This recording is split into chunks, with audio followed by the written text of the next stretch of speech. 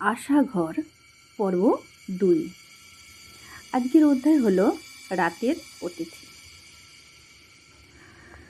তিন বন্ধুর কথা বলতে বলতে সন্ধ্যা হয়ে এলো। আকাশে কালো মেঘ যেন চক্রাকারে ঘুরছে। চারিদিকে ঝোড়ো হাওয়া শুরু হলো। গরু ছাগল যে যেখানে ছিল সব দৌড়াদৌড়ি শুরু করলো। তিন বন্ধু গল্প করছিল, কিন্তু তাদের লক্ষ্য ছিল ওই ফাঁকা জায়গাটার দিকে। দেখলো বাতাসের মতো যেন ঝাপসা কালো মতো কিছু একটা তাদের দিকে উড়ে আসছে। তিন বন্ধু ভয়ে যে যার বাড়ি চলে গেল। বাড়িতে গিয়ে হাত মুখ ধুয়ে তিন বন্ধু নিজ নিজ কক্ষে ঢুকে পড়ল। বাড়ি ফিরে বাইরে বৃষ্টি পড়ছে দেখে মধু জানালা লাগিয়ে দিল। রাতের খাবার খাওয়ার পর যখন সে শয়নকক্ষে পৌঁছলো তখন বাইরে বৃষ্টি থেমে গেছে, তাই সে জানালাটা খুলে ঘুমিয়ে পড়ল। মাঝরাতে হঠাৎ একটা শব্দে আচমকা তার ঘুম ভেঙে গেল। কেউ যেন জোরে জোরে হাসছে। মধু বিছানায় শুয়ে শুয়ে শুনতে লাগলো। তারপর আর থাকতে না পেরে সে জানালা থেকে বাইরের দিকে তাকিয়ে দেখে নিচে কেউ যেন সাদা কাপড় পরে দাঁড়িয়ে আছে এবং এদিক ওদিক দেখছে, যেন মুন্ডুটা উপরের দিকে উঠে যাচ্ছে আবার ঘুরে ঘুরে নিচে নামছে। যার চোখগুলো ছিল খুব বড় বড়, দাঁতগুলো ছিল লম্বা লম্বা। এইসব দেখে তো ভয়ে মধুর ঘাম বেরিয়ে গেল। সে কি করবে খুঁজে না পেয়ে শয়নকক্ষের চারিদিকে দেখতে শুরু করে। হঠাৎ মধুর মনে হয় অন্ধকারে কেউ যেন এক কোণে বসে আছে এবং মধুর দিকে এগিয়ে আসছে হামাগুড়ি দিয়ে। মধু বিছানা থেকে ঝাঁপ দিয়ে দৌড়তে যাবে, এমন সময় কেউ যেন মধুর পা ধরে টেনে দেয়। ফলে সে ধাপাস করে পড়ে যায় মেঝের উপর। এরপর সে কোনো রকমে শয়নকক্ষের বাইরে বের হয়ে ঠাকুর ঘরে গিয়ে ওই রাতটা কাটিয়ে দেয়।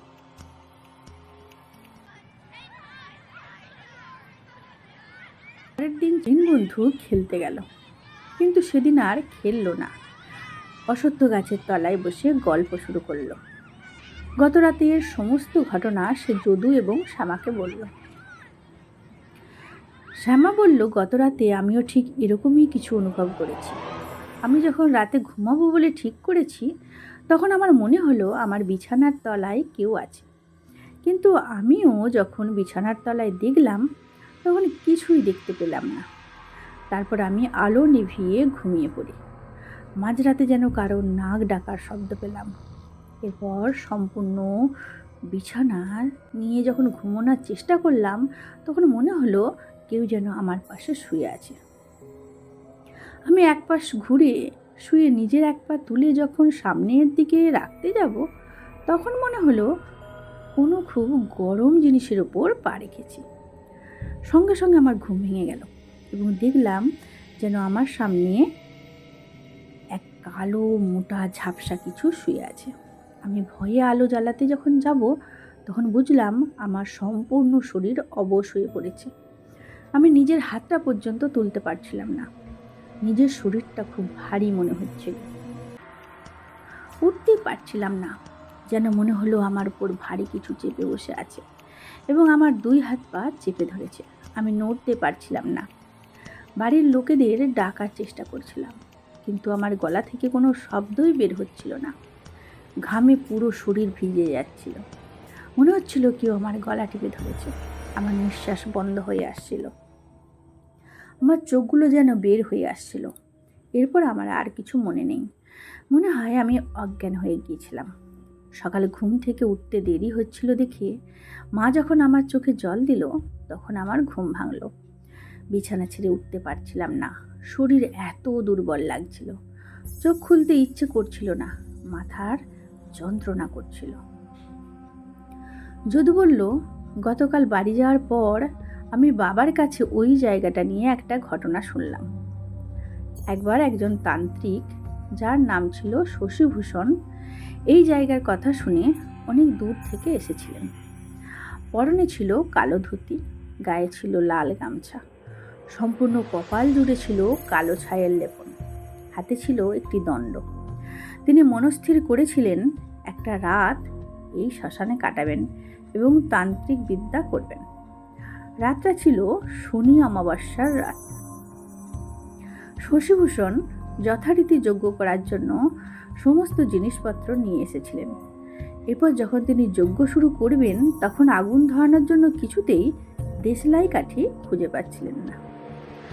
তিনি তখন ভাবছিলেন, দেশলাই তো তিনি নিয়ে এসেছিলেন, কিন্তু এখন কেন পাচ্ছেন না? নিশ্চয়ই এই কাজটা শ্মশানে যারা থাকে তাদের। তাই তিনি পাথরে পাথর ঘষে আগুন জ্বালিয়ে যজ্ঞ শুরু করলেন। তিনি যত যজ্ঞে আহুতি দিচ্ছিলেন তত তার কানে চারিদিক থেকে বিভিন্ন শব্দ আসছিল। যেমন কেউ যেন জোরে জোরে হাসছে, কেউ ফুপিয়ে ফুপিয়ে কাঁদছে, কেউ আবার জোরে জোরে কাঁদছে, কারোর আবার যন্ত্রণার আর্তনাদ, কেউ রেগে জোরে জোরে নিঃশ্বাস ফেলছে, আর কুকুর আর শেয়ালের ভয়ানক ডাক। তখন তন্ত্রমতে সিদ্ধ শশীভূষণ বুঝতে পারলেন যে শ্মশানের সব কিছু জেগে উঠেছে। তারপরই যজ্ঞ করতে করতে তার মুখ থেকে প্রবল রক্ত ওঠা শুরু হলো, আর নিঃশ্বাস যেন বন্ধ হয়ে এলো। তবুও তিনি মন্ত্রোচ্চারণের সাথে আহুতি দিচ্ছিলেন এবং তার মনে হচ্ছিল তার পেছনে যেন অনেকে দাঁড়িয়ে আছে এবং তারা নিজেদের রাগ, হাসি, কান্না প্রকাশ করার চেষ্টা করছে ও তাকে ভ্রমিত করার চেষ্টা করছে। এত কিছুর পরও কিন্তু শশীভূষণ নিজের যজ্ঞ থামাননি, কারণ তিনি জানতেন এই যজ্ঞ থামিয়ে দিলে তার মৃত্যু নিশ্চিত এবং তিনি নিজ কার্যে অসফল হবেন। তাই তিনি যজ্ঞ চালিয়ে গেলেন। অবশেষে রাত কেটে ভোর হয়ে এলো। পরের দিন সকালে লোকজন ওই জায়গায় জড়ো হলো। তান্ত্রিক শশীভূষণ সকলকে রাতের ঘটনা বললেন এবং কিছু অজানা রহস্য উন্মোচন করলেন। সকলকে কিছু উপদেশ দিয়ে গেলেন, যা সেই রাতে তিনি উপলব্ধি করেছেন। তারপর থেকে এই গ্রামের সকলেই সেই তান্ত্রিকের উপদেশ অনুসরণ করার চেষ্টা করে। পরের এপিসোড পরের গল্পে। নমস্তে সকলকে।